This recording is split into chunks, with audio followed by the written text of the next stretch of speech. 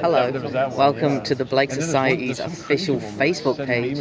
We're at the Blake Society. No, we're not at the Blake Society. We're at the Gravestone. We're very I'm the wrong person to get for this job, but we'll continue. Very good. No. But we're going to be unveiling William Blake's new grave. So I'm going to climb on a bench and we can partake in the... What is this? A ceremony? It's a ceremony, right? Friend, we're on live. Do you mind being on? I'm forcing you in it. No, go for it. What brought you here today? William Blake. Yeah.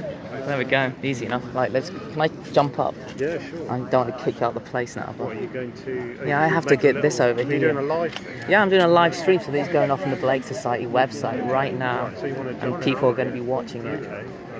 I'm going to stop talking in a minute. Hello. You'll stand in front of me. Oh yeah, sure. I can squeeze on here. It'll be very close and comfortable. There we go. I'll do it that way. I've got to hold this for an hour. You've got a strong arm.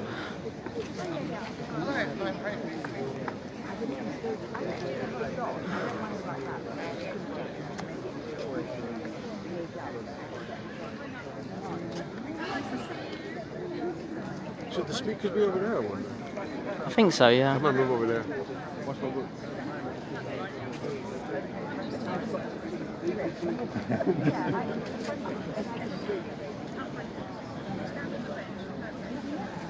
This is the worst part, we're just waiting. Tension is building. Philip Pullman's supposed to be doing something, isn't he? Who we got? What's the list of people? We've got Philip Pullman, who is an author. People are sending likes in. Who else is performing today, Kerry? We have Philip Pullman. You have Philip Pullman. Jar Wobble. Lucy Winkett. Tim Heath. Markham Greek. Bruce Dickinson from Iron Maiden. Stephen who? Stephen Micalet. I should have done my research beforehand, and then it would have been more professional. And comedian Will Franken will also be performing a eulogy. Is that a eulogy or a talk for the poet and painter William Blake, who died 191 days ago and is now having a new grave laid where he is resting. There we go. This is Bun Hill Field. I feel like I'm doing the Queen's ceremony. It's as good as. Yeah. I could do that, talking over. As the horses draw the grave into... Like a sort of Terry Wogan. Yeah, I could... Yeah, something like that. As long as I'm not going to Graham Norton this up.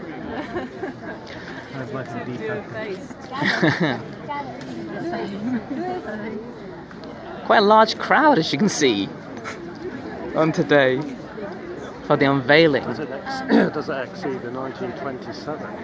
What's happening? Right. This is a 1927 crowd. Am I being brought forward? What's You're happening? really good at counting crowds. Yeah, anybody that can guess how many people are here will win my hat.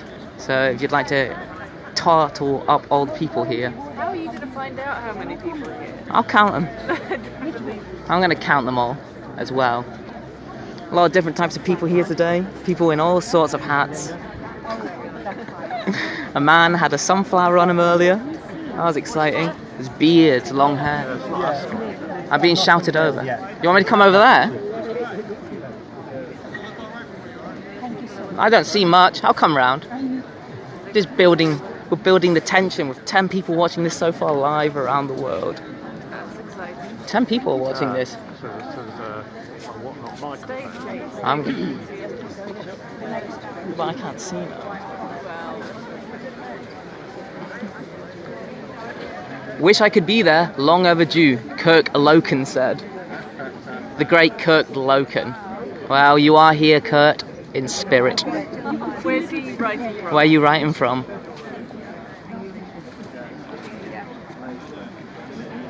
I'm gonna move round. I'll go around there, it'll be easier. Oh, sorry, you can follow. Okay, well, Let's wander through the crowd, shall we?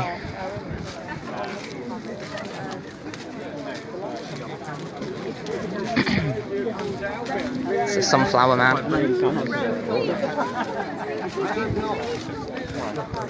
Minneapolis, very good. Here we go, just coming through now.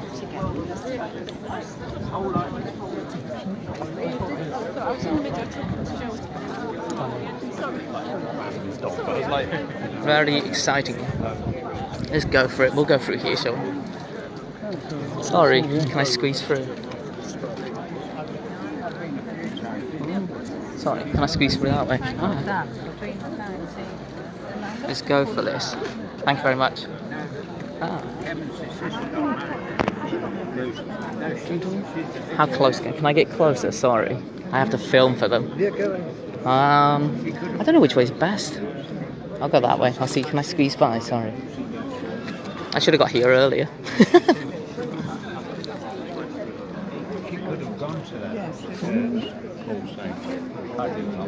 I'll stand here.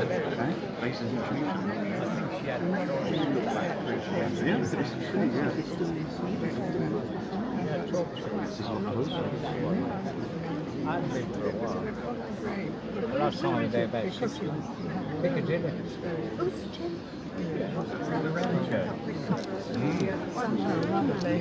It got hit during the Second World War. We've got about 3 minutes before the actual talking begins. Just to keep you updated, so at 3 o'clock this will start. The Grinling was given This way. Oh, shall I try to pass? I'm going for that. under the wire, as it were. Yeah. Can I squeeze through? Sorry. Coming through. Thank you very much. Sorry. Can I squeeze through? Sorry. I'm going to go on over. Yeah, you're right there. Can you get Here we it? go. We're in the... Here we go. Watch out, be careful. Here we go. Sorry. It's alright. Hello. Are you well? Oh, yes. Good. We're already got 20 people watching. 20. You can know how many? 21 up at the top there, 23. Here we are They're with probably Tim. all over the world. Well, they are. There's some from New York. Hello. Yeah, Massachusetts. So, pleasure to meet you. Just 1 second. So Jason very happily agreed to talk. Oh, wonderful. So you... Right. How exciting. 22 people now. Should we talk to Will Franken here? Yeah. Hello. From New York. New York, yes, it's going. Play first from New York, yeah, it's going. Without countries, there's no progression. Hey, I was going to do this bit about football hooligans fighting over the Zoas. What? You call me everything? How's you call me everything? I'm not everything. I'm Nuva, mate. About past 3 minutes. That's it, yeah. I can get the other side of the wire and... Yeah. This will be alright. Yep. How exciting. Oh, the dogs are fighting. Rawr, rawr, I'm Jason. Jason and the Argonauts. If you remember it. Ah, okay. And he... He's professor of Blake Studies and journalism at Lincoln. The camera's ready, focus, filming me, filming them, filming me, filming them. So many cameras. I want this many cameras when I die. I hope so. That'd be nice. It's alright. Although the numbers may be small, they're all over the world. Are you waiting? Yeah, they're going to pick Yeah. up. People got Is stuff Bruce to do. Dickinson around? People are out shopping. Anyone I wonder what seen time it Bruce? is in America right now. In New York. Bruce Dickinson! About 9 o'clock in the morning. 6 hours behind us. Make yourself That's known. a good guess. Earlier on the West Coast. Yeah. He's supposed to be around here somewhere. Stephen. We're looking for Stephen. I think.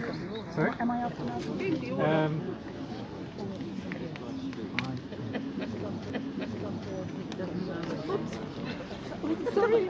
This woman's brought her pet cat with her.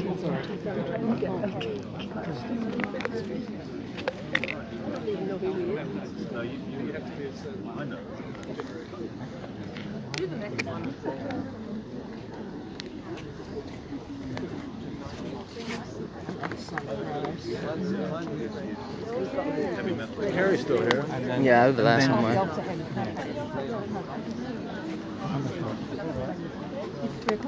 Hi.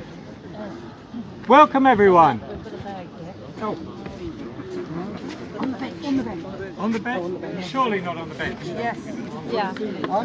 Higher. Hi everyone. Thanks so much for coming. It's a little more than the 50 we were expecting, but we're so pleased that you all felt enthused and interested and inspired. That's the word. Yes, to join us today. It's only 191 years since Blake died, and finally we're getting round to this celebration.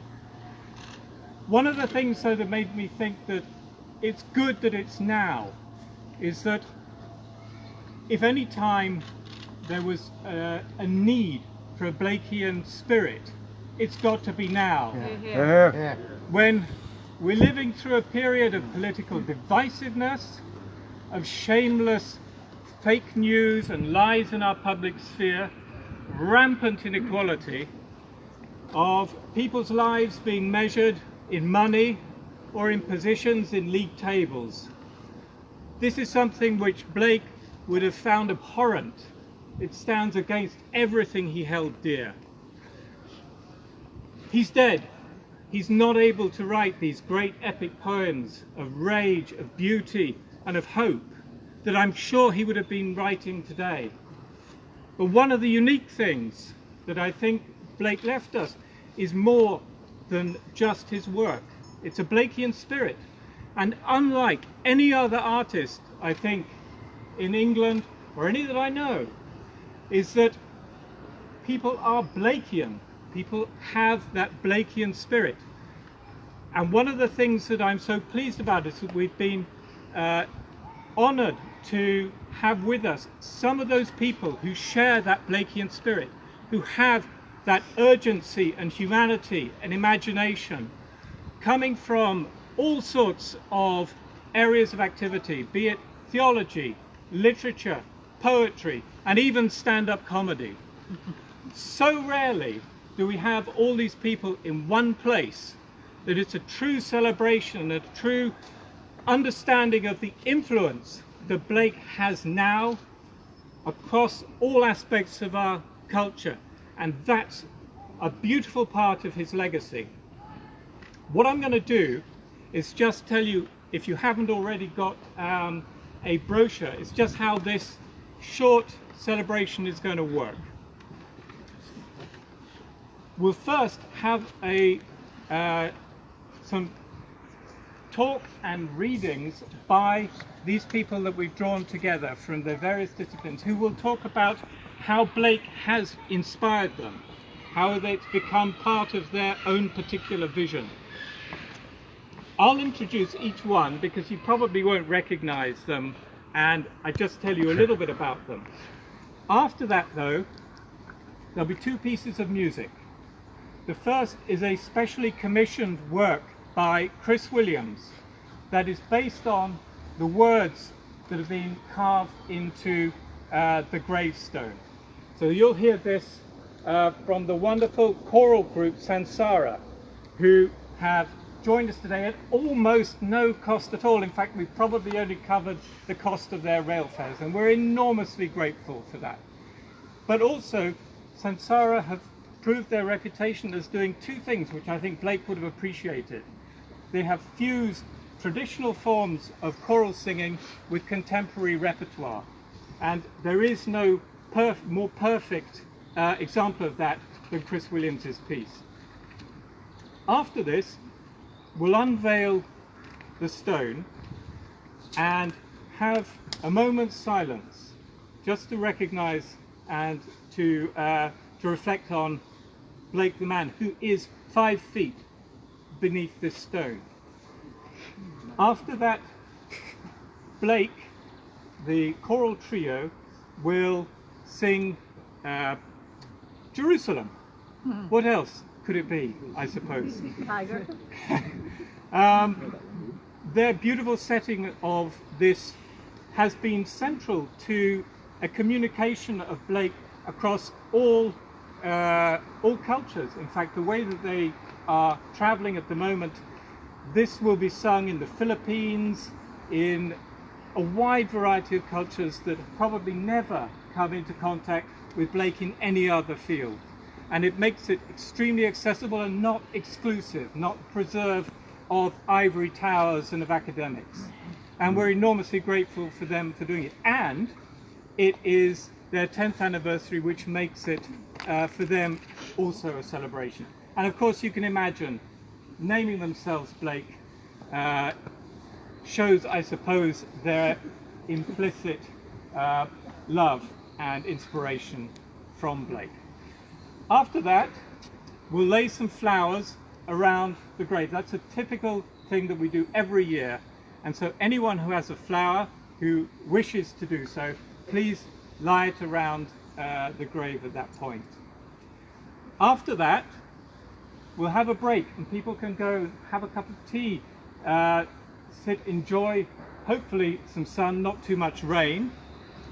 And then nearer 5, we'll have a candle ceremony at which we'll have some singing while we place 191 candles around the stone.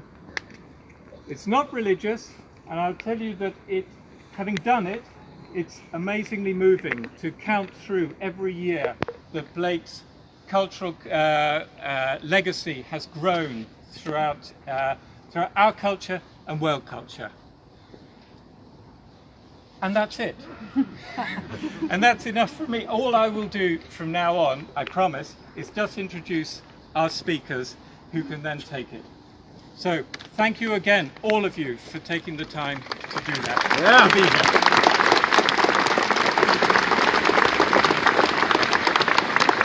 I'm getting used to being on this bench. You'll have trouble getting me off. The first person I'd like to introduce is Tim Heath.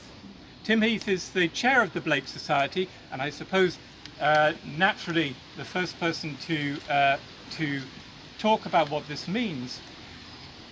Tim has spent all these years doing something unique, which is supporting a literary society that doesn't just spend time analysing and celebrating the works themselves. He actually spent time being Blakean, doing Blakean things, celebrating the Blakean spirit in practice. Beyond that, not much is known about Tim Heath. However, on that note, all that we probably need to know is that he's contributed phenomenally to Blake and all aspects of Blakeanism. Yeah.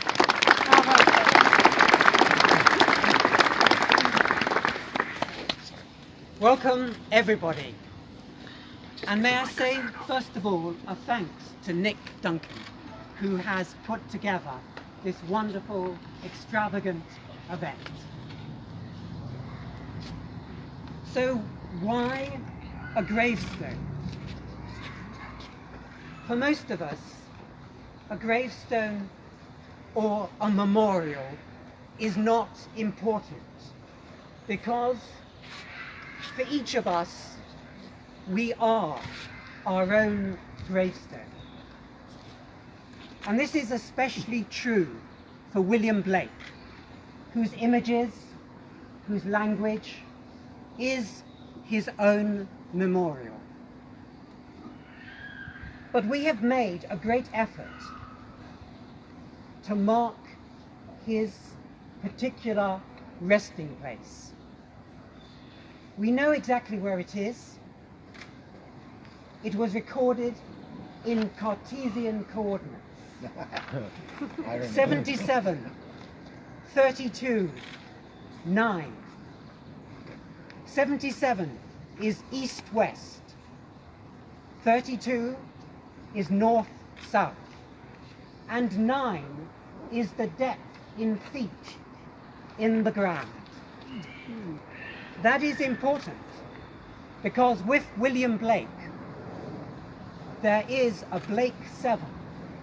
7 other people are buried with William Blake. And we know exactly who they are, because in a wonderful piece of clerkship, when anyone was buried, and this burial took place over a week, they dug a hole 15 feet deep and placed the first body. And then, as each successive person joined, their depth was recorded, and William Blake is 9 feet down, exactly here, before us all. But why should we mark such a place when Blake is all around us, in his criticism of our society, in the questions he provokes that are fundamental to the society we try to inhabit? I think the answer is we are trying to create a point of pilgrimage, a place in absolute irony where we can come and challenge the most fundamental challenge that Blake suggested, and that is to time and space. Eternity is in love with the productions of time. If a thing loves, it is infinite. Blake loved to collate and confuse time and space. A last judgment does not occur when we die. A last judgment, according to Blake, occurs in that moment when we admit mistake and seek restoration to that path to truth. For William Blake, time and space are the ultimate thing that we have to challenge, both within ourselves and within the society that we inhabit. And so we have this point of pilgrimage. But when you come here today or in the future, you must wonder, are we truly celebrating a place where someone is buried, or a place where someone is risen?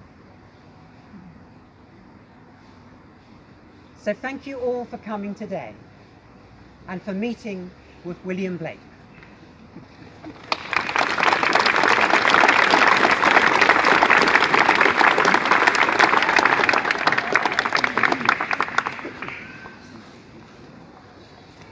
Oh, I'm on.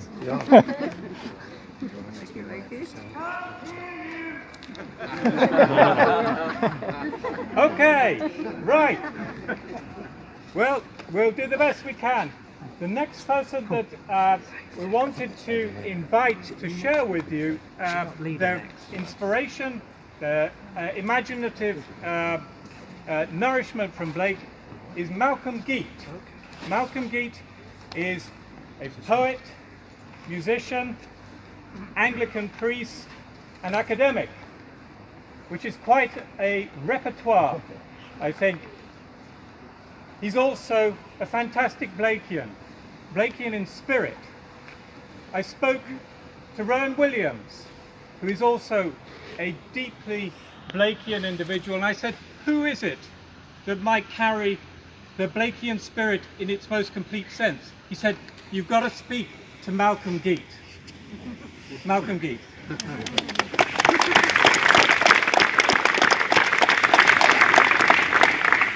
Thank you very much. It's glorious to be here and glorious to see so many assembled.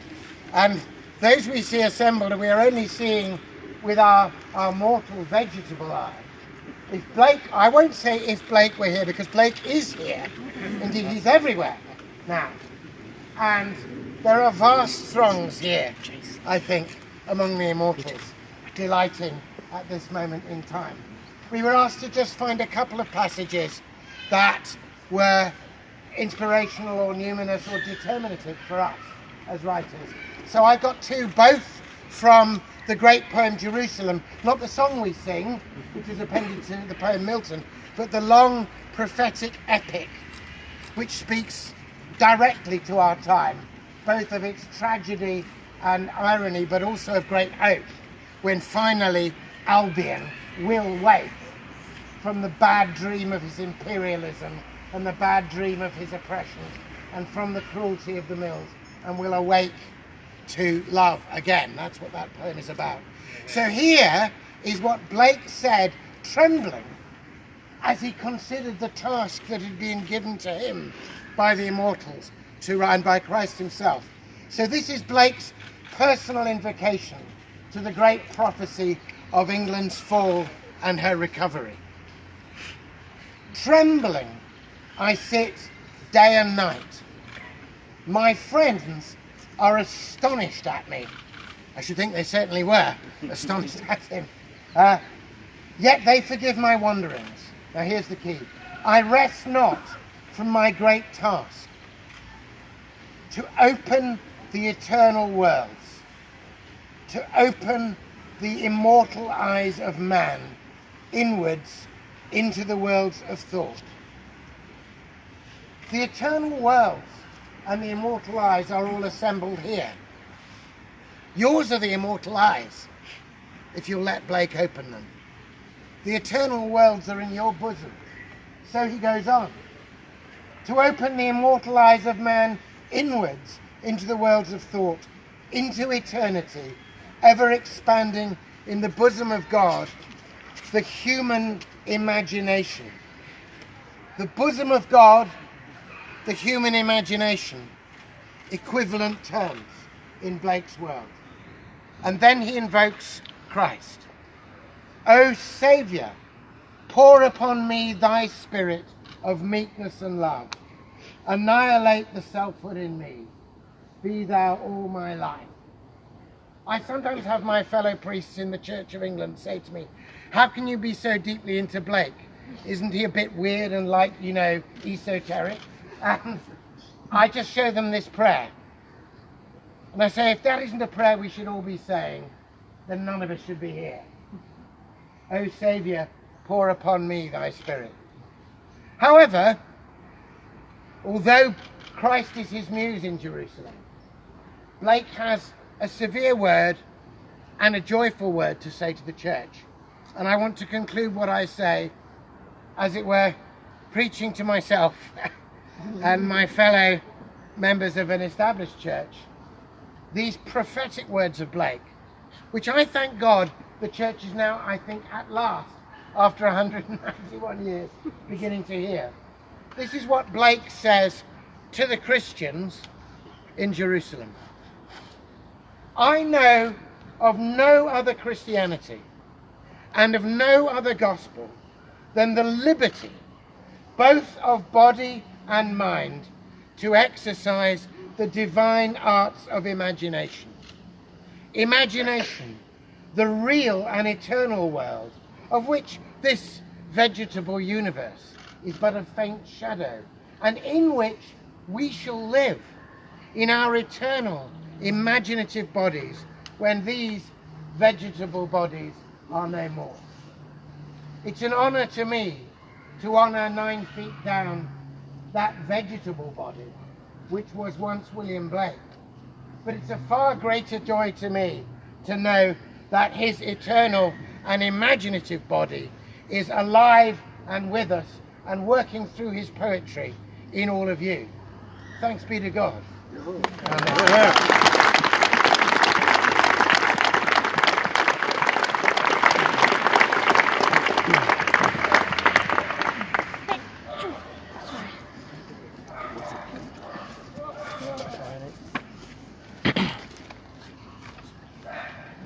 Jason Whittaker, we're fortunate to have an expert on Blake.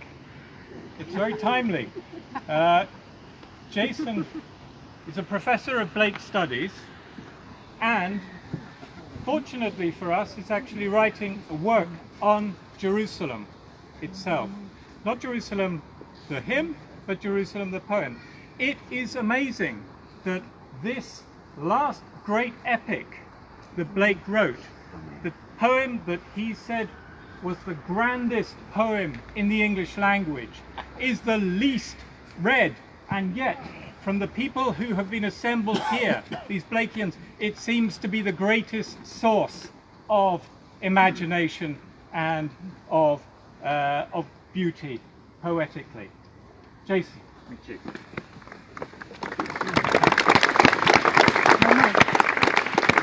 Thank you all so much for coming today. Can everybody hear at the back? No? I'll try no. So people at the back go, what the hell is going on here? I just wanted to begin with a few words to say something that I actually quoted this morning on the anniversary of Blake's death.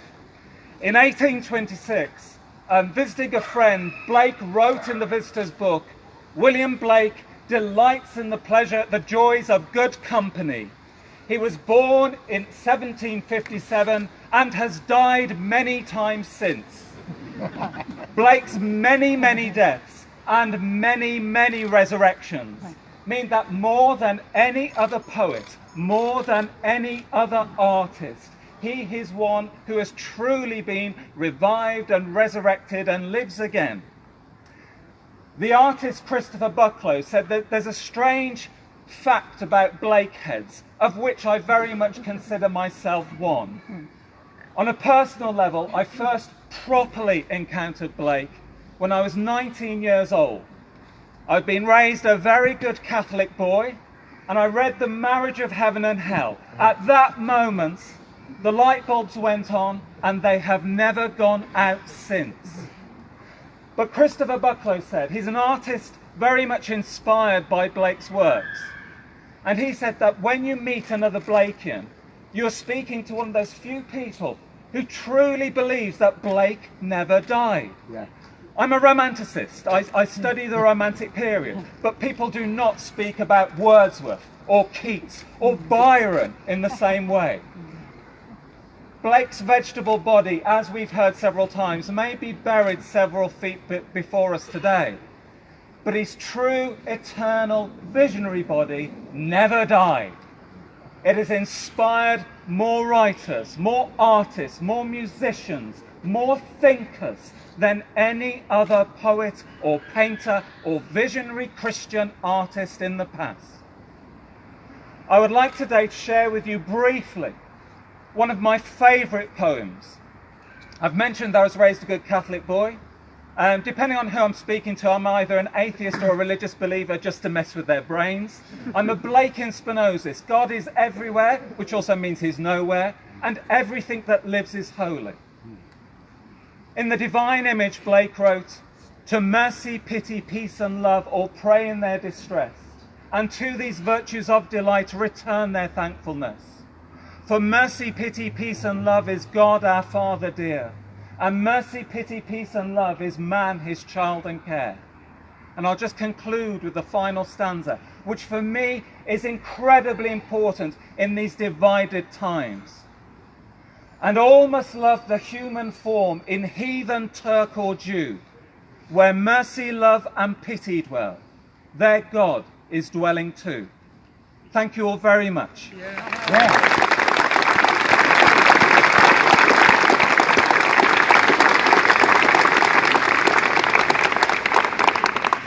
Thank you, Jason. Stirring, definitely. I'd like to invite Lucy Winkett next. Lucy is custodian. Is custodian of one of the few places that are still standing in which Blake lived or had any tight association with. That is to say, the church in St. James's. This is the church where he was baptized, and it is looked after by Lucy, who was, I think, if I'm right in saying, the first woman priest of St. Paul's. Mm-hmm. Is that right? Mm-hmm. So it's, I suppose, Blake's acknowledgement or celebration of emanations makes it doubly appropriate that his custodian should be an emanation of such eminence.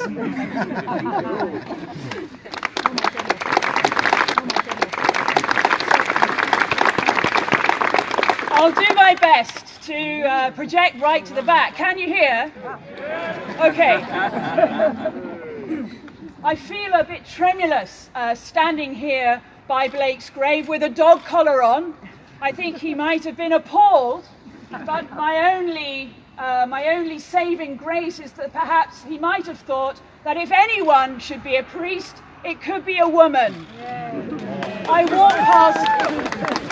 walk past the place of Blake's baptism every day, many times a day. It's the ornate font at the west end of St James Piccadilly, where I'm rector currently.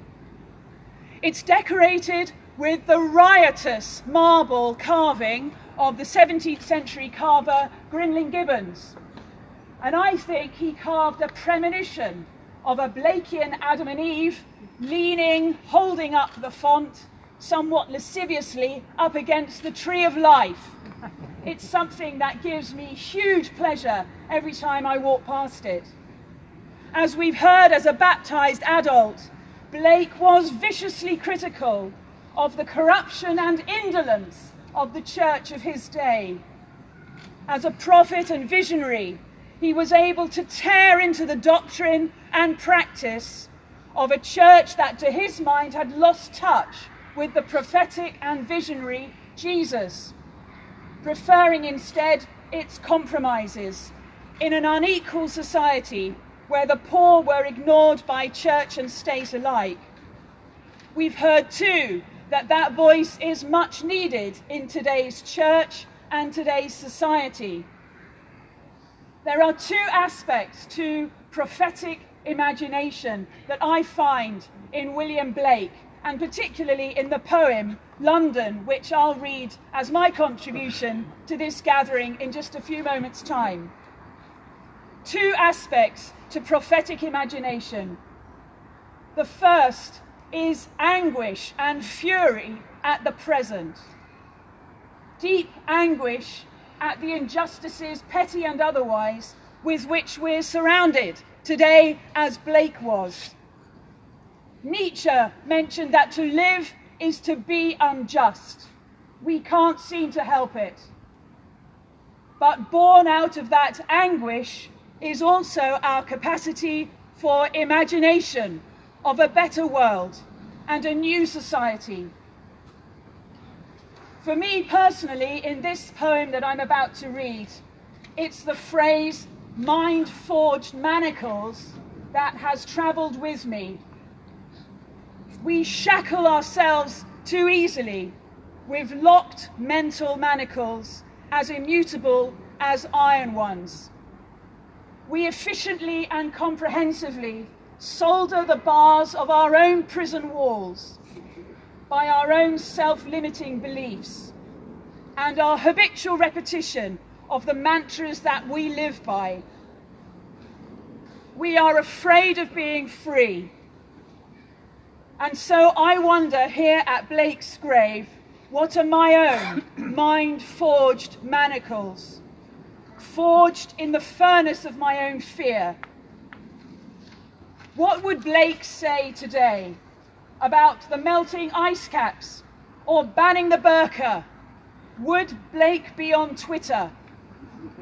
I want to be always listening as I walk past that font every day for a Blakean voice to cut through the marble men who so often populate our church and state. Unlock my mind and commit myself as both a Christian and a priest to listen to that prophetic and critical voice and never be afraid of the darker, deeper, messy and compromised recesses of my own mind that once unlocked can set me and others free. London. I wander through each chartered street near where the chartered Thames doth flow, and mark in every face I meet marks of weakness, marks of woe. In every cry of every man, in every infant's cry of fear, in every voice, in every ban, the mind-forged manacles I hear. the chimney sweepers cry, every blackening church appalls, and the hapless soldier's sigh runs in blood down palace walls.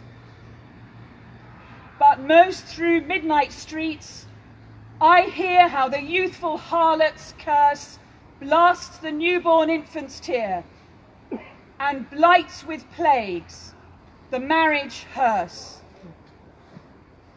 Thanks be to Blake, and thanks be to God.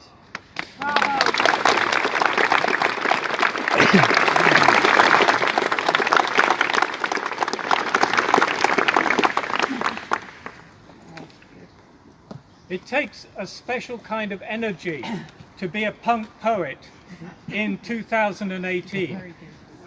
However, such a man exists. Such a man is Stephen Micalet.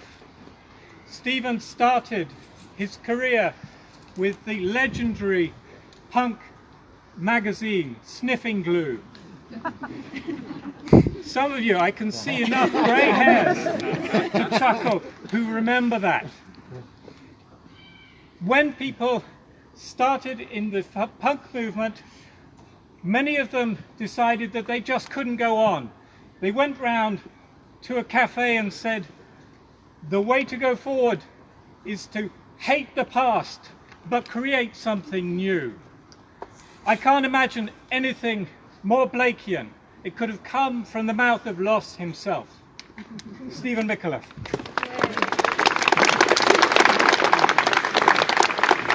I shall do the first bit up here, then run round the grave.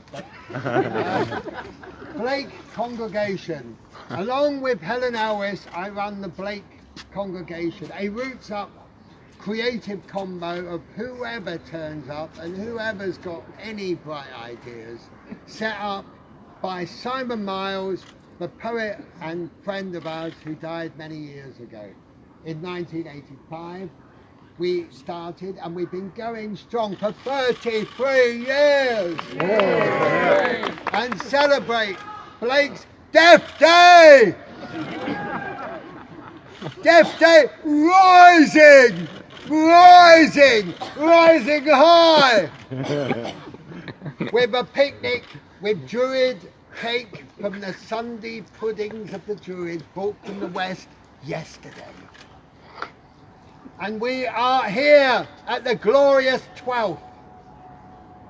And we are at Bun Hill, his birthday, with port and cake. And we go to Tate Britain on the 28th of November, and everybody is invited for free. We've had midnight walks to Primrose Hill, from Tyburn on to the autumn equinox, when Iolo Morgannog and Blake stood on Primrose and created a stone hedge. There, seeing the spiritual sun of Golgonooza. We've camped on the ocean of Felpham Beach and sang hymns in the sea and seen Milton and Ololong come down into the bespangled universal man of brotherhood. We've celebrated Catherine's birthday.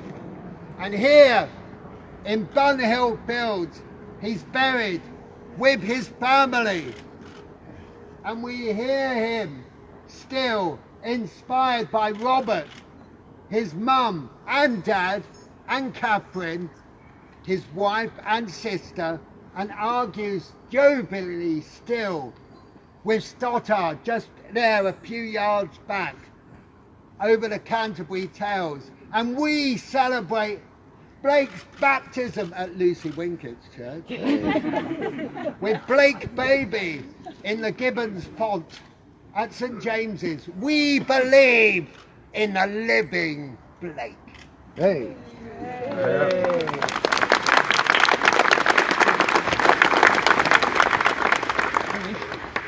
Part 2.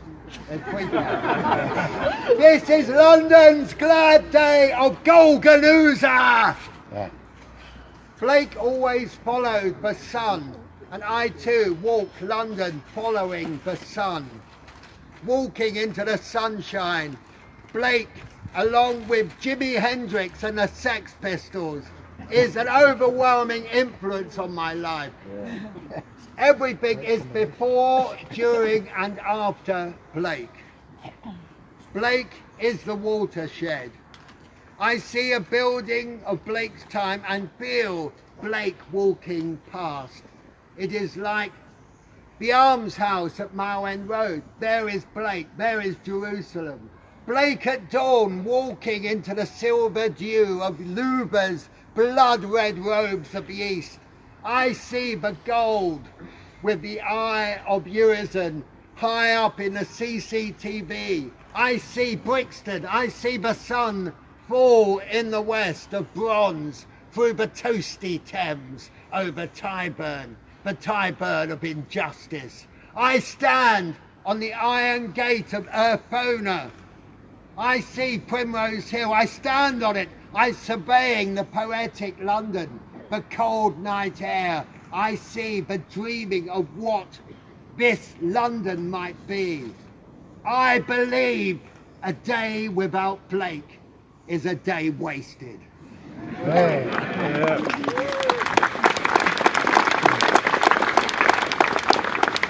And this is my last section. The Blake tree. The Blake plane tree breathes oxygen into London in its Blakean lungs, drawing in the pollution like St. Dunstan's tongs, tweaking the devil of falsehood by the nose, giving Londoners the air of vision. Blake, the mighty egalitarian, would be honoured sharing his grave like a sandwich with the Blake Seven. Margaret Jones. Is Margaret Jones here? Yes. Hurry up, I haven't got all day.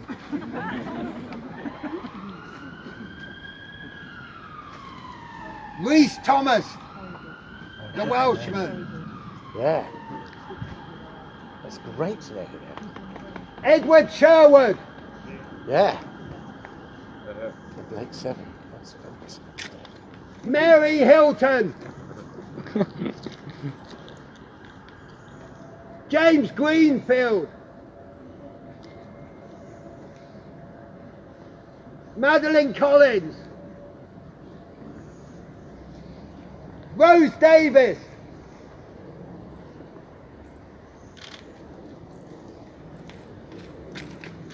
They are all intertwined with the roots of the holy Blake tree, breathing out the spiritual goodness of London. An Yggdrasil of blessings to the whole world. 8 bodies stacked one above the other in a pauper's, well, it might not be a pauper's grave. Blake, it was 19 shillings and a pauper's grave is 7 and 6. And Blake now resides in the Jerusalem Golgotha of Eden, firing intellectual spears of creativity in ever-growing genius with the archangels watched over by this tree of eternal delight, breathing out of the ethereal imagination of humanity. Look at its ladders going up. They are all there looking at Blake. His archangels blessed him. Yeah.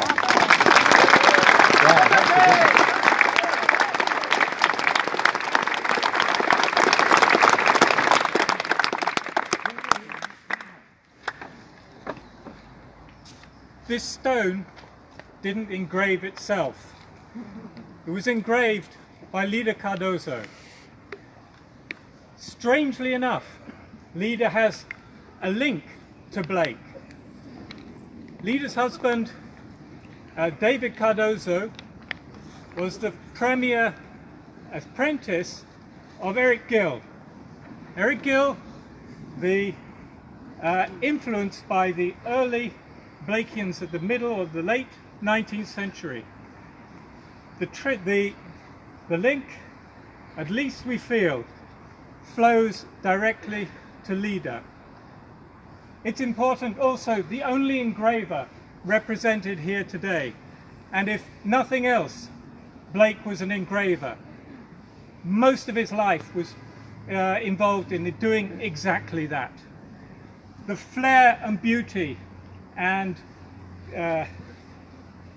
energy that has been put into this stone is unique and entirely Lida's creative contribution. Lida.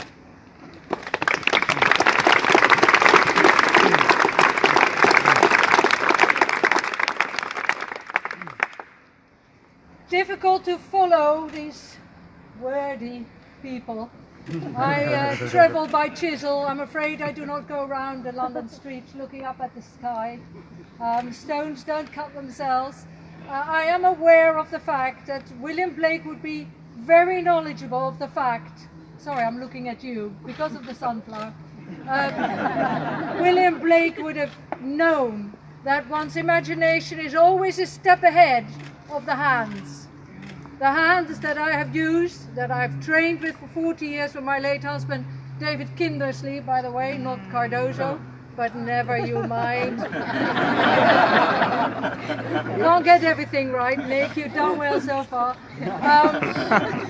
That the imagination is always ahead of our physical being.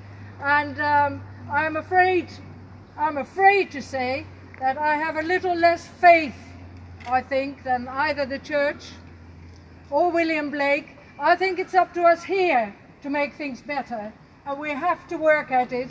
We cannot hope for a better world beyond where we all meet, which I hope, you know, I don't know either way, but myself, I would like to do it here. So, as a stonecutter, I've been asked many times to carve Blake, and I'm not going to recite a long poem.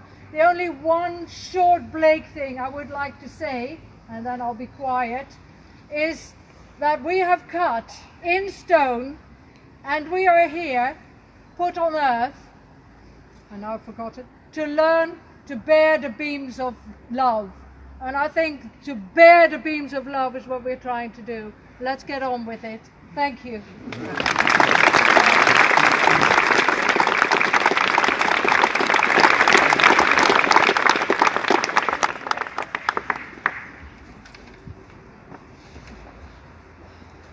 Blake and heavy metal. Yeah. It doesn't always roll off the tongue. But the more I thought about it, the more the lyricism, the commitment, the sheer energy that goes into heavy metal surely has a place alongside Blake. The next guest that we have has actually come after 2 concerts back to back, when I'm sure if it were me, I'd have been comatose, lying in a hotel, trying to get over it. Bruce Dickinson, a long-time lead singer of Iron Maiden and long-time Blakean, has made the effort to come and share with us a little bit of how Blake has influenced his own creative vision.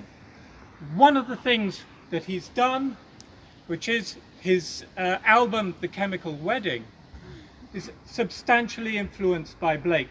Even the picture on the cover is the ghost of a flea. It's one of the few albums that actually uses texts from the great prophetic works. The moment that I read the name Chemical Wedding, I was minded of the marriage of heaven and hell. And surely that sort of intertwining of imagery and of coherence is something that we can all celebrate.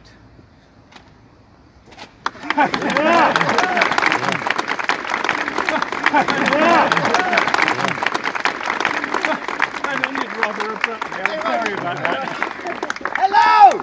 Hello! Right, okay, let me see if these work after singing and all the rest of it that I did the other day. I first met Blake when I was an adolescent, and I saw a picture of Nebuchadnezzar. It was on the gatefold sleeve, not unfortunately of a punk band. It was a band called Atomic Rooster. Death walks behind you. Yeah. And I saw this picture, and as this strange being was metamorphosing into an animal, I thought, that's me. And later on, the same picture repeated itself when I was crawling down a hotel corridor at the age of 22, having had a #1 album, being one of the most successful bands in the world. I was drunk as a skunk, and I was looking for hotel room service trays that somebody might have left a bread roll out on so I could fill my face. And as I was crawling on my hands and knees, there was a full-length mirror, and I caught sight and I went, there is Nebuchadnezzar again. You better do something about that or you'll end up like him. So that's on a superficial level. But on an artistic level, for me, Blake was more than just a poet. He was an occultist, he was a Rosicrucian. It wasn't just the chemical wedding, it was the alchemical wedding of Christian Rosenkreutz that informed a lot of what Blake knew and a lot of other influences as well. So yes, I did use some Blake words in the album, and I did do a version, in fact, of Jerusalem, not the rather jingoistic version with the parry melody that everybody thinks is all about patriotism and yada yada yada. No, I did a version which was more about the link between Jerusalem and a world beyond the mere material. And I put bells on it and mandolins, and actually rather subversively played it in Canterbury Cathedral with Ian Anderson acoustically. Just didn't let on what it was really about. Two quotes from Blake, one of which I really love, which I think speaks volumes about what our attitudes should be. Everywhere, I must create my own system or be enslaved by another. Yeah. And every time you look at your Android or your iPhone, just remember that. Yeah. Would Blake be on Facebook? No bloody way would he be on Facebook. So, I will say this to you as well. Blake on reality TV. There were no TVs, but I'm sure there was the equivalent. He was asked, commissioned to go and do, I believe it was some piece. He was broke, like all great artists are. And his agent got him a commission, actually with a man of the cloth, who rather prosaically wanted Blake, a Blake version of, I think it was one of the 7 deadly sins. After the first 2 7 deadly sins had arrived, he sent them back, saying, "These are obscene! What does this mean?" And Blake, in a fantastic rebuttal of everything that is our world today, said, "That which is comprehensible to an idiot is not worth my care." At the risk of, unfortunately, repeating, my heart sank when I heard somewhere, well, they didn't, it had little wings, but I went, oh no, I've been upstaged. Trembling I sit day and night. My friends are astonished at me, yet they forgive my wanderings. I rest not from my great task, to open the eternal worlds, to open the immortal eyes of man, inwards into the world of thought, into eternity. How happy is the human soul, not enslaved by dull control, left to dream and roam and play and shed the guilt of former days. Walking on the foggy shore, I watch the waves come rolling home, and through the veil of pale moonlight, my shadow stretches out its hand. And so we lay in the same grave, our chemical wedding day. As above, so below, all things come from the one. Now you are the victim, gathered by the wind and rooted in the ground. And if you want to know the secrets, close your eyes. In every woman is a man, and from the moon come silver ghosts, spectres of the blood. And from my spirit comes the darkness, and from the void the crimson fortress rises. He shook his aged mantles off into the fires. Then glorious, bright, exulting in his joy. He's sounding, rose into the heavens in naked majesty, in radiant youth. Thanks, William.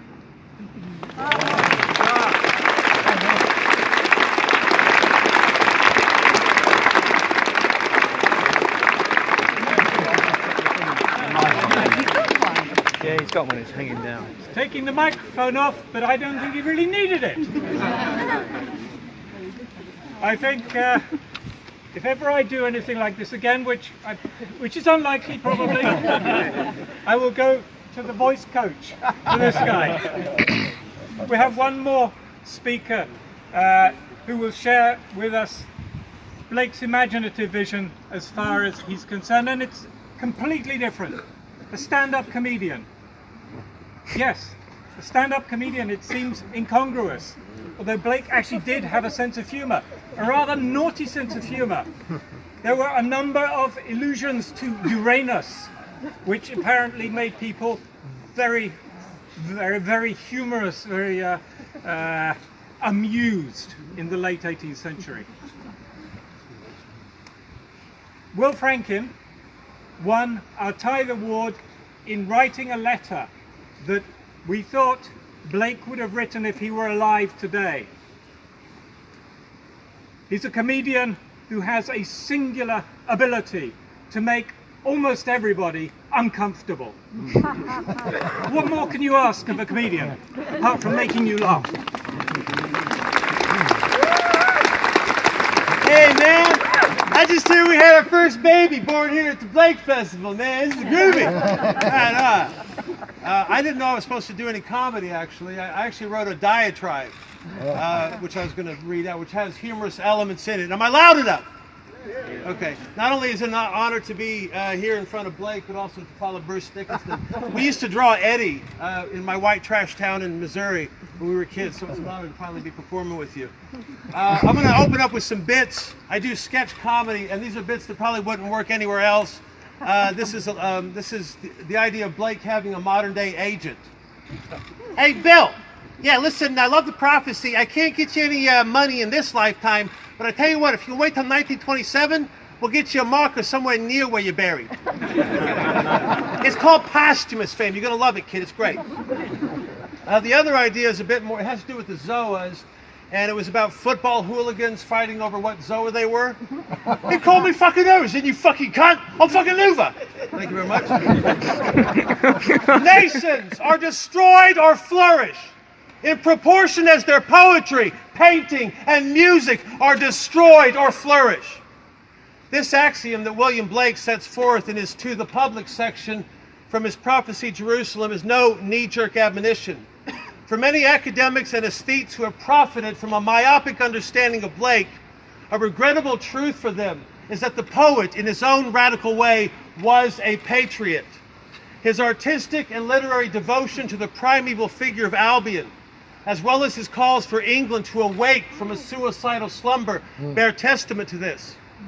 If we take the current artistic consensus that the way forward is an amorphous, globalized chorus of kumbaya, and juxtapose that against Blake's own position that real progress comes from daring to look backwards, then nationhood is an initial reverse step to the original state idealized by the prophet, in which man would have no other ruler but himself. Because nations, like individuals, are sublimely unique. And indeed, there is something unique about England. This may not seem self-evident to those who are born and raised here, but to a small-town Midwestern hayseed like myself, tuned into the Beatles at the age of 6, marveling at Monty Python by the age of 11, and in my early teens ensconced in the works of William Blake, this has long been a land of geniuses, innovators, and revolutionaries. If this assessment sounds overly romantic, I stand guilty as charged. In fact, in my more megalomaniacal moments, I hope after my own death to receive a blue plaque. To be hung outside any one of my ex-girlfriend's flats, bearing the legend, "Here lived a stubborn Yankee who strove to make England love itself again. For as the scripture saith, It is easier for a camel to pass through the eye of a needle than for a modern Englishman to admit he loves his own country.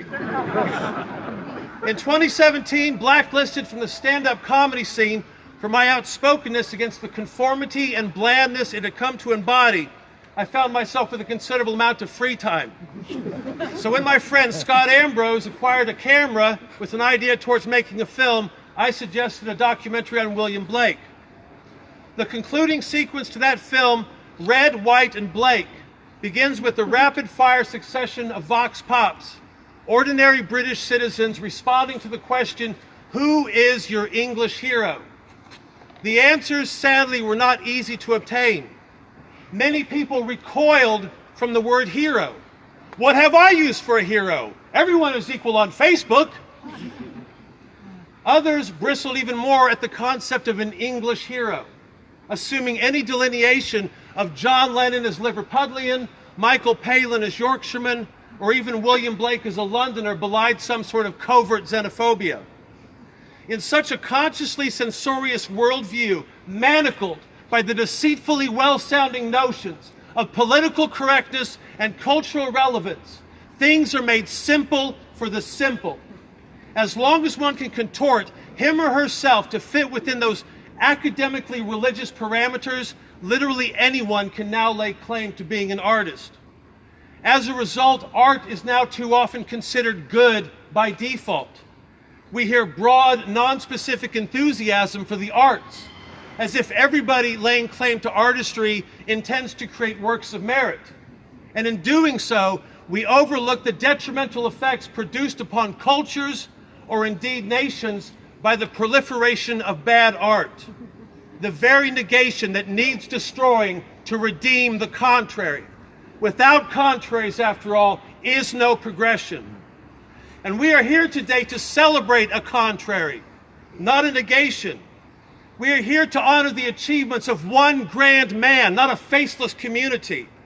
We salute the fiery rebel who burned bridges in his own milieu, singling out Joshua Reynolds as status-seeking charlatans steeped in the immorality of blandness and commercialism. But most importantly, we say a prayer in remembrance of a prophet who transcended time, glancing backwards to receive visions of futurity. And as we turn our own eyes to the schools and universities of Europe, let it be our turn to recoil from those faux intellectuals and artistic posers who labor satanically to wage war on the very past itself. Poetry beyond their capacity to write, paintings beyond their means to envision, and music beyond their ability to play, they would instead seek to destroy. In fact, who's to say that one day this very monument may not come under threat from their nihilistic hammers? Or perhaps their reductive and erroneous conception of William Blake as a nationless atheist may stay their resentful hand. They will be stopped. How this is as yet we know not, and we cannot know, till Albion is arisen. Thank you, good night.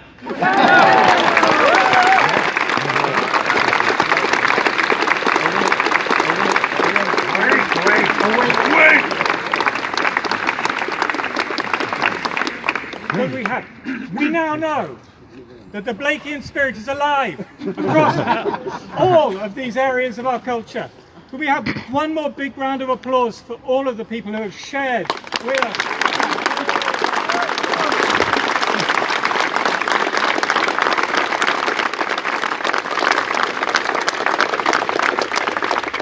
Thank you. We move from speech to music. And Chris Williams' beautiful choral piece to celebrate the words and the stone that we're about to unveil. At the end of this piece, we'll unveil Luis and Carol Garrido, who found, after all these years, against all the odds, the grave of William Blake. Imagine trying to find your way home if every house and every tree had been demolished. This is what they've achieved. And when they come to unveil the stone, it will be coming home, thanks to them.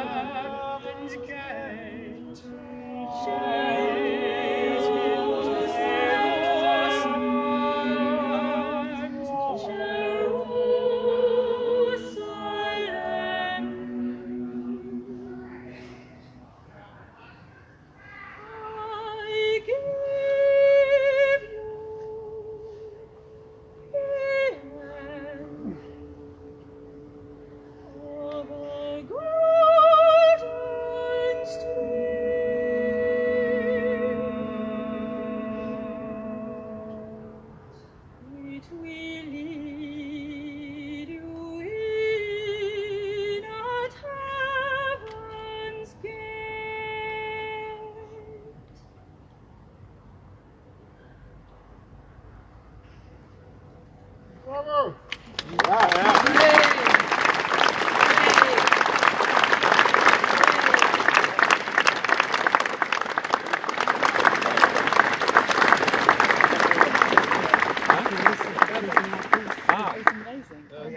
Let's move the pedals up for the unveiling.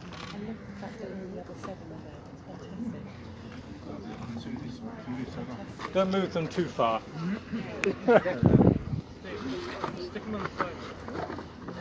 Wow.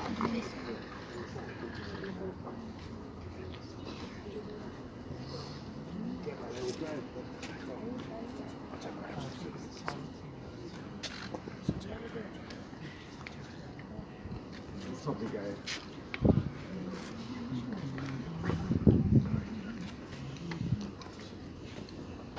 Louis and Carol.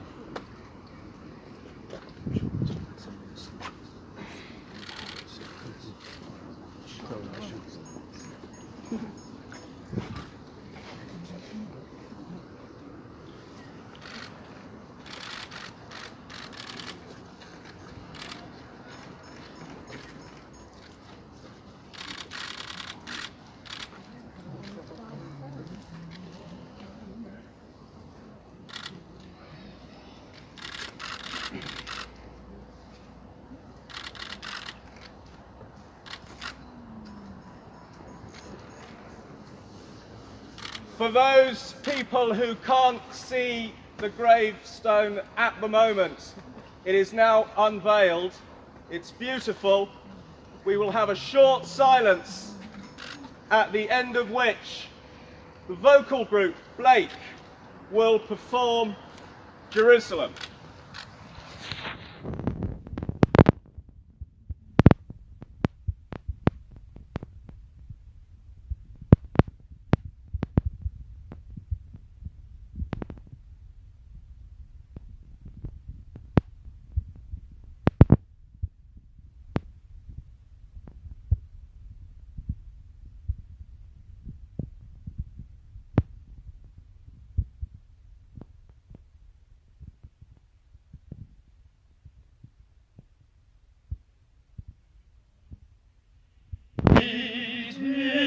Ancient time, walk upon England's mountains green, and was the holy Lamb of God on England's pleasant pastures seen, and with the countenance divine shine forth upon our clouded hills, and was Jerusalem in the hill among these dark satanic hills. Bring me my bow of burning gold, bring me my arrows of desire, bring me my spear, oh clouds unfold, bring me my chariot of fire. I will not cease from mental fight, nor shall my sword sleep in my hand, till we have built Jerusalem in England's green and pleasant land.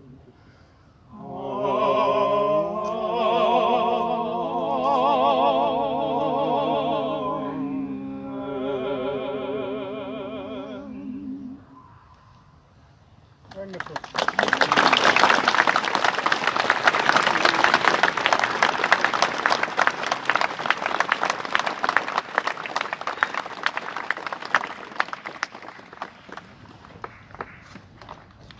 Would those who have any flowers, if you'd wish to lay them now, as is traditional.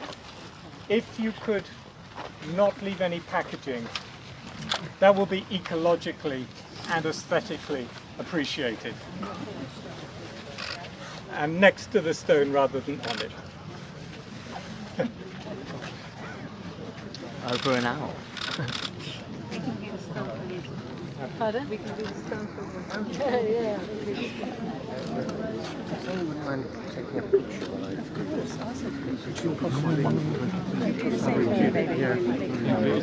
It's beautiful. Absolutely.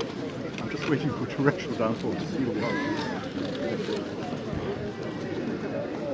Please feel free to come forward, anybody who wishes to lay a flower or even to look.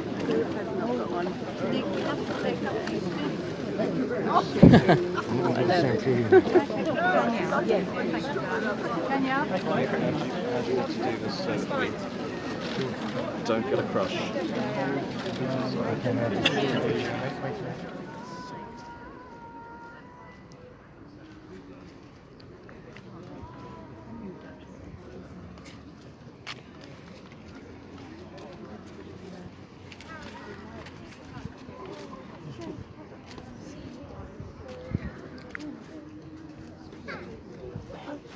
Posting this. This is going on Facebook Live, it should be. Facebook, so yeah, but live right now. If we go to facebook.com, the William Blake Society, and then this will be popping up. Got one viewer so far. Yeah, this is going out live now, and hopefully it'll be staying on there if I've done it right. But who knows? Have I missed much? You captured everything. Oh no, I was in the pub. I did hear you make your offer about the hat. So my so my guess is 463. Oh, you'll go for 463. Yeah. Well, you're the winner so far. I'll give it you now. Yeah. I should get closer to the candles, see what happens. I'm gonna set myself on fire.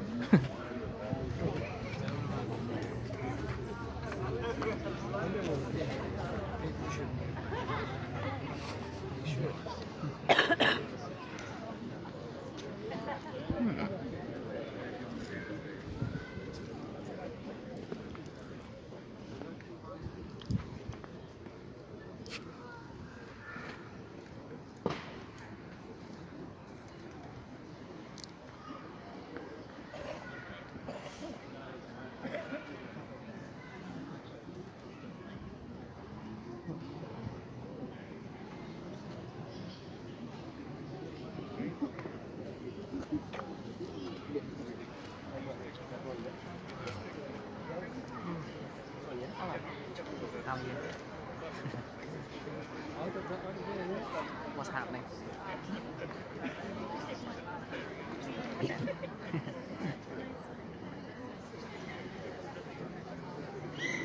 Sorry.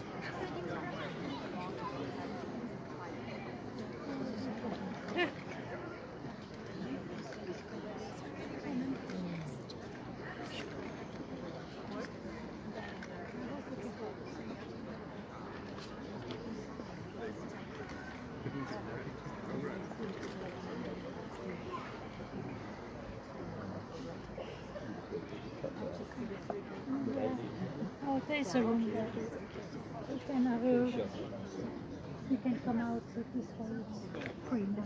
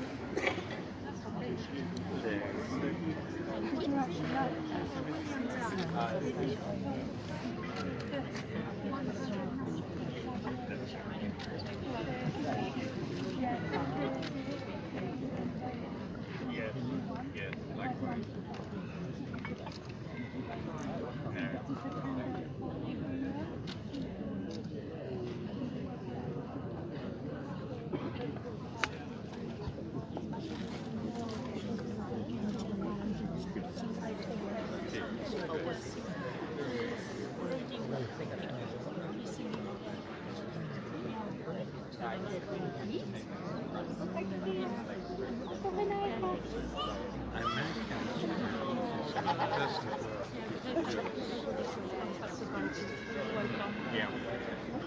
Lewis and Carol. So you think you might just see on Facebook? Oh, do you want to get this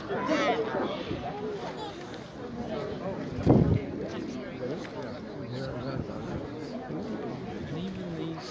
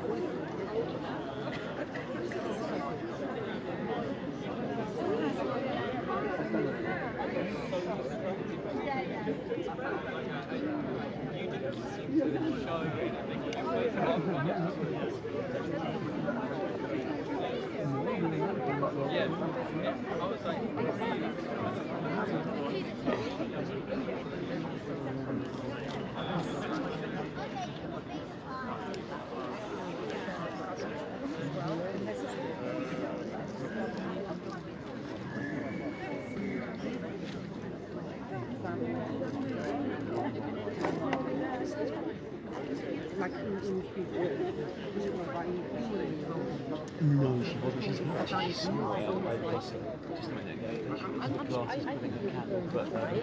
Yeah, no, yeah.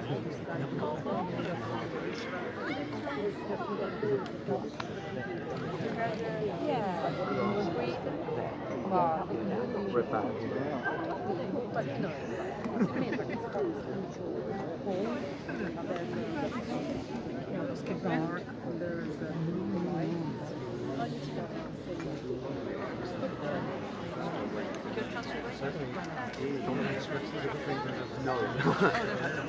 He mentions it when we said that. Take a picture of me with my. No, well, you know how to do it. How easy is it? Where are we going? This is a two-hander.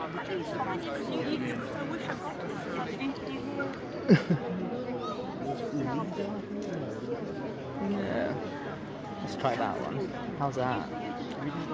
All right. You are a genius. What's your name? Scott. Thank John. you so much. Thank you. Have a good one. That's Thank all you right, very isn't much. it? They're friendly.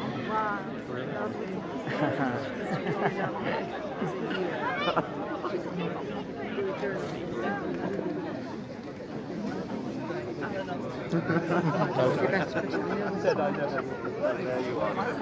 No. Anyway, I'm going to Why? Yeah. That's rather brave and it's complicated. There's a second time.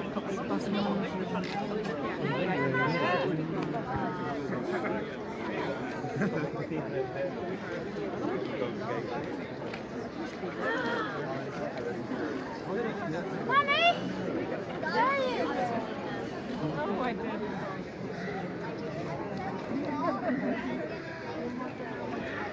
Yeah?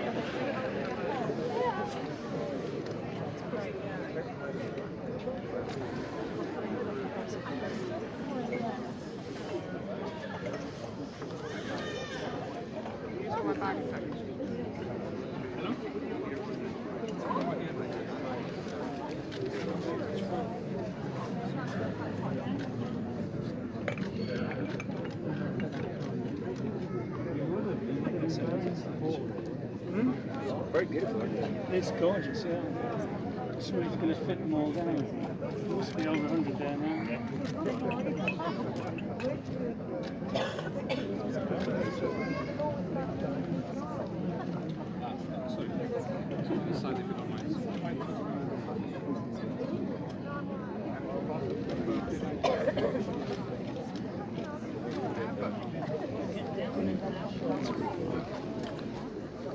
Looks a bit too busy up this.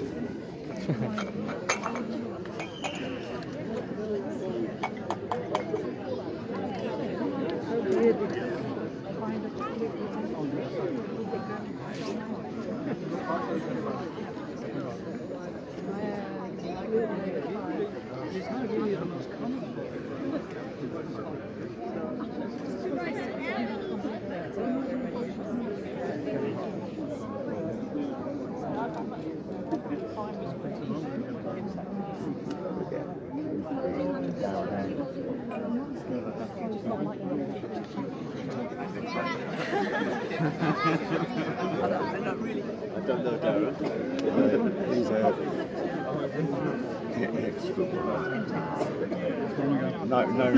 known as Secret.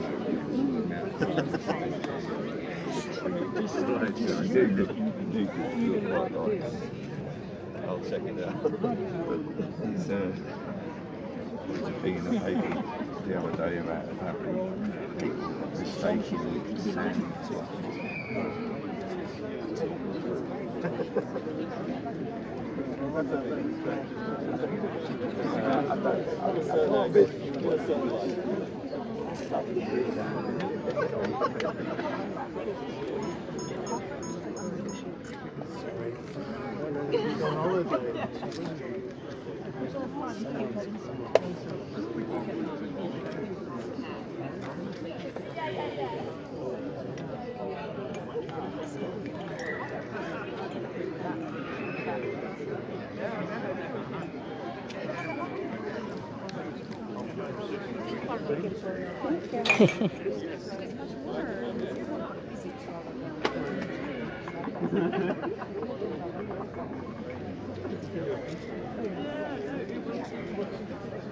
Yeah, thanks. No, it's the wrong way around. It should be, it's on top. It's alright. Just take it forward.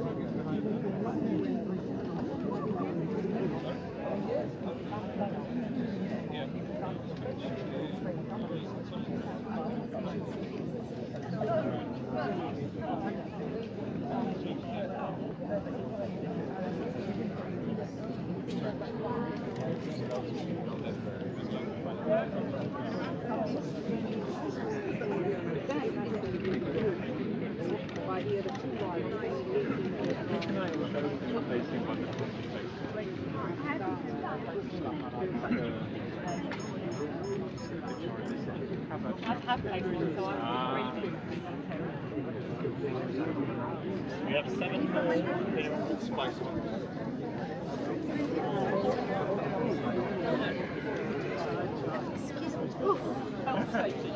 Exactly. Thank you. Sorry. We have 7 more lights you can place if anyone wants one. Here?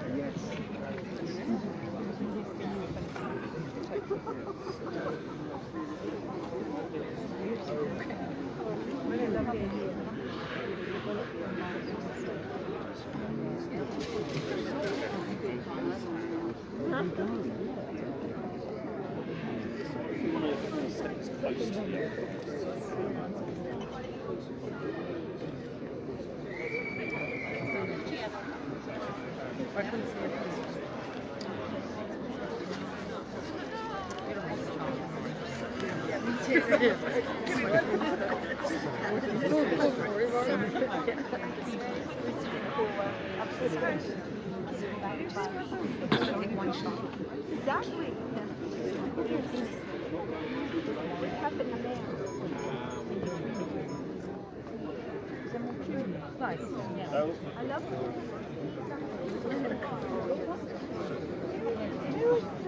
And can you take a picture with my phone? Just so it's central.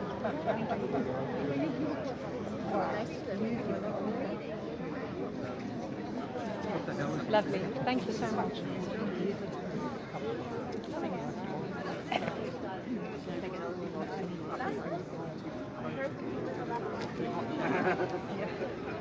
Some people like to put it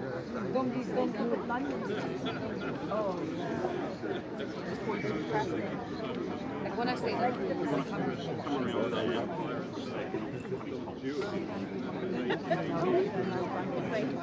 yeah, it's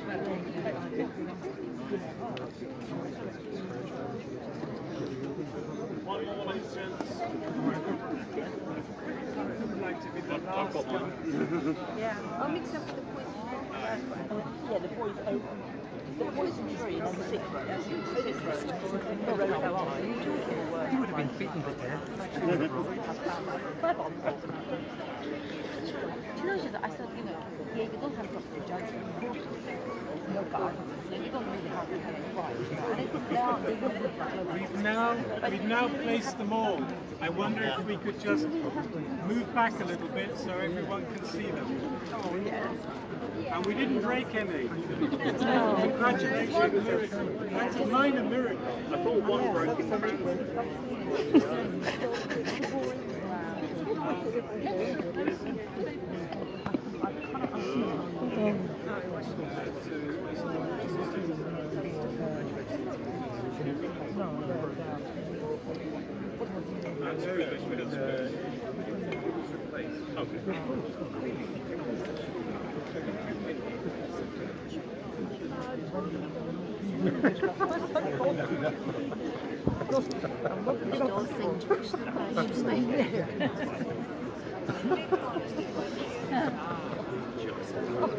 We didn't mean to use no free will to turn something down, so we just go down for it.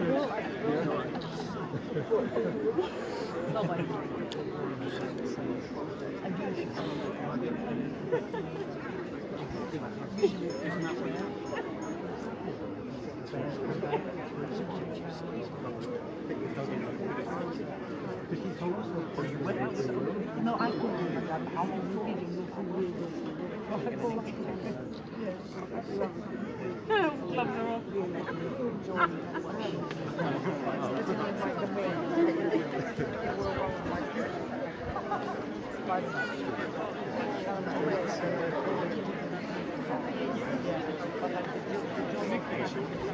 Nikki here.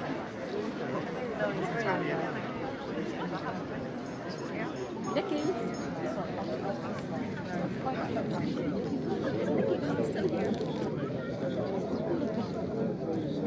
Mini version. just as conscious. I'm just as conscious. I know where I'm going. And the light sits shadow.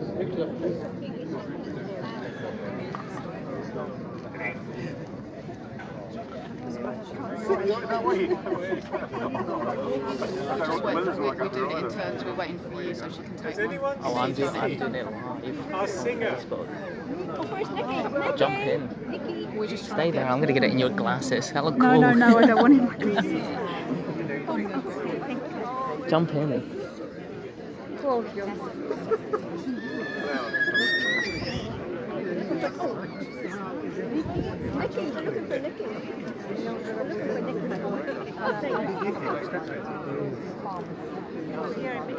Yeah, I know. Otherwise, it's happy. No. Thank you.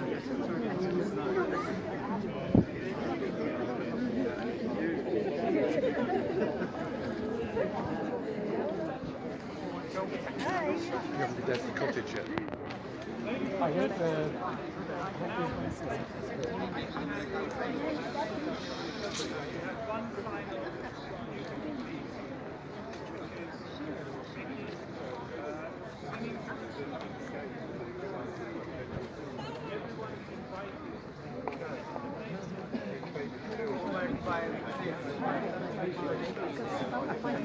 I don't very likely to go back to Lady Cardozo. Very welcome. Yeah. Yeah.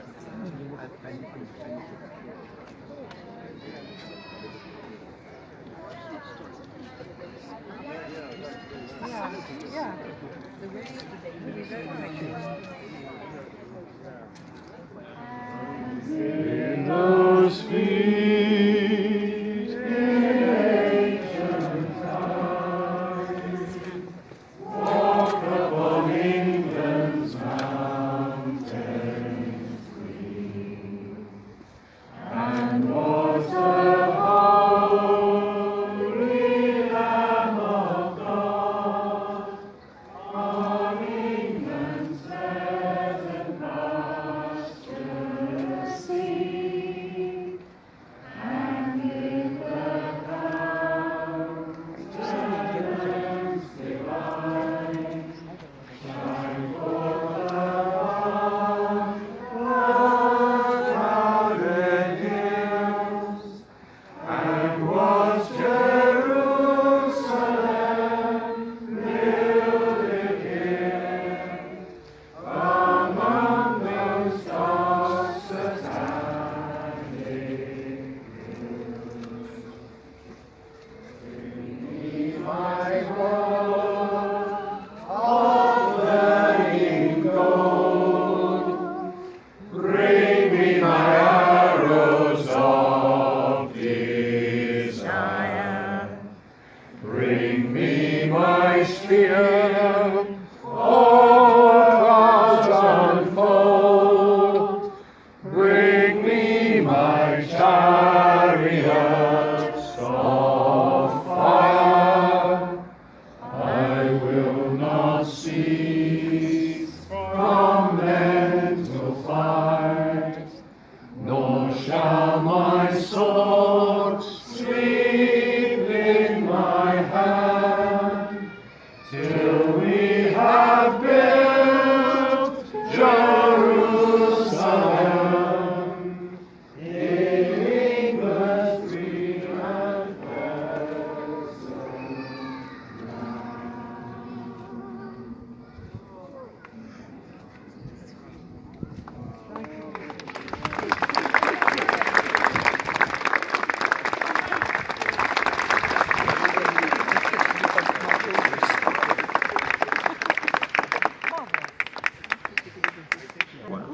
Lots of love. Adios.